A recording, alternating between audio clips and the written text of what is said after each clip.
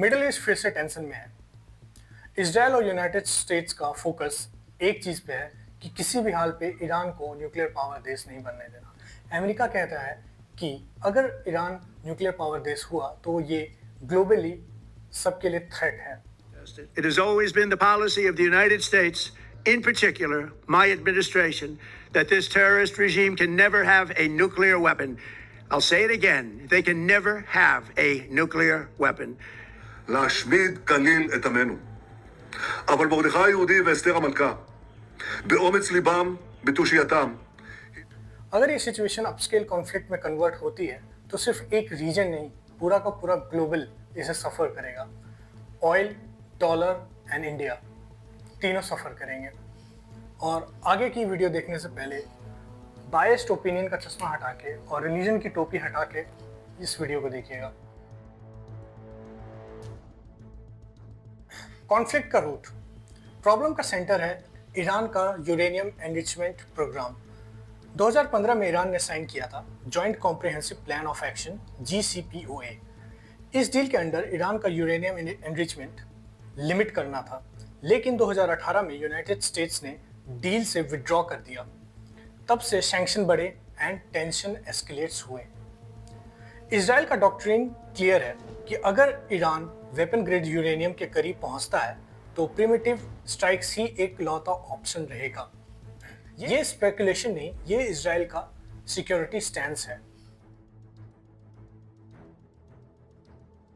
रमजान और religion tension, Ramzan का time हो या ना हो, जियोपॉलिटिक्स रिलीजन देख के नहीं, सिक्योरिटी देख के काम करते हैं। मिडिल ईस्ट में प्रॉक्सी वॉर ऑन है, जहां ईरान हिजबुल्ला और हमास को सपोर्ट करता है, तो इजराइल उसी दोनों ग्रुप को अपने लिए सबसे बड़ा थ्रेट मानता है। इसलिए टेंशन सिर्फ ईरान और इजराइल के बीच में नहीं, एक प्रॉक्सी नेटवर्क गेम के बीच में है। स्टेट ऑफ हॉर्मोज, ईरान की सबसे बड़ी ताकत उसकी मिलिट्री नहीं, उसका एयरफोर्स नहीं, उसकी ज्योग्राफिक लोकेशन है। State of Hormuz, according to US information administration, लगभग 20% ग्लोबल पेट्रोलियम लिक्विड सप्लाई होती है इसी नैरो पास से। और अगर यहाँ पे कोई भी टाइप का डिस्टर्बेंस हुआ तो ऑयल प्राइसेस स्पाइक करेगी। ये ग्लोबल इकोनॉमी का प्रेशर पॉइंट है। एंड लेटेस्ट अपडेटेड न्यूज़ ये है कि ईरान रिवोल्यूशनरी गार्ड्स ने इस पैसेज को ब्लॉक कर दिया है एंड शिप्स को बोला है कि इस वे से ना आए, नहीं तो वो अटैक कर देंगे। एंड जब से यूएस एंड इजराइल ने मिलके ईरान पे अटैक किया है, तो रिटेलिएशन में ईरान ने यूएस के जितने भी मिलिट्री बेसिस थे गल्फ कंट्रीज में, उन सब पे अटैक चालू कर दिया था, like Qatar, UAE, Kuwait, Bahrain, Jordan and Iraq. And Israel पे वो लगातार एयर स्ट्राइक्स तो कर ही रहा है।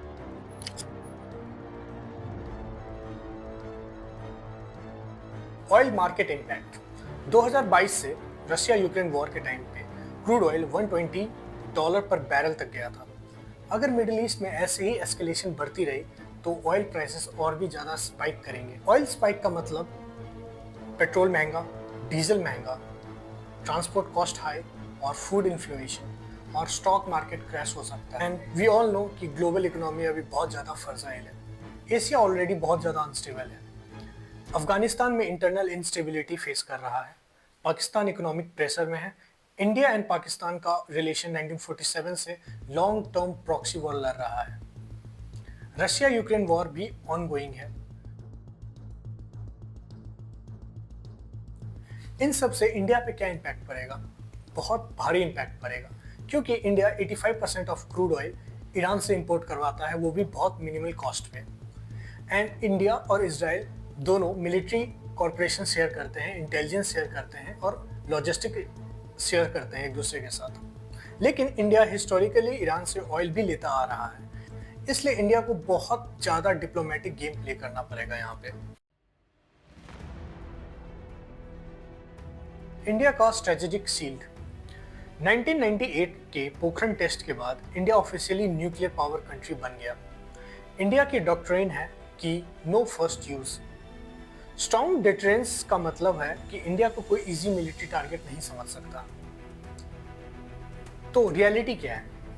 अभी ऑफिशियली अपस्केल डिक्लेयर वॉर नहीं हुई है, लेकिन टेंशन रियल है न्यूक्लियर कंसर्न रियल है और ऑयल मार्केट रिस्क पे है। सो क्वेश्चन ये नहीं है कि कौन सही है कौन गलत है, क्वेश्चन ये है कि अगर ये सिचुएशन एस्केलेट होता है तो क्या वर्ल्ड एक नया एनर्जी क्राइसिस हैंडल करने के लिए रेडी है? कमेंट्स में बताइए।